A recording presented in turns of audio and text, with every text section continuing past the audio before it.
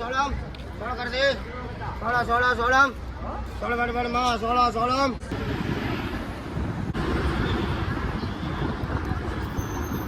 So இதுதான் வந்து Pulinjur check post crossing அப்படின்னு கூட சொல்லுவோம். ஸோ இது வந்து இயற்கை. ஸோ பார்த்தோம்னா இரு பக்கங்களும் மரங்களால் சூழப்பட்டிருக்கும். ஸோ நைட் டைமில் இந்த ரோடை கிராஸ் பண்ணுறது அப்படிங்கிறது வந்து ஒரு யானை இதெல்லாம் வரும். ஸோ பகலில் கொஞ்சம் ஃப்ரீயாக இருக்கும். இங்கே வந்து தேன், அப்புறமா பார்த்தோம்னா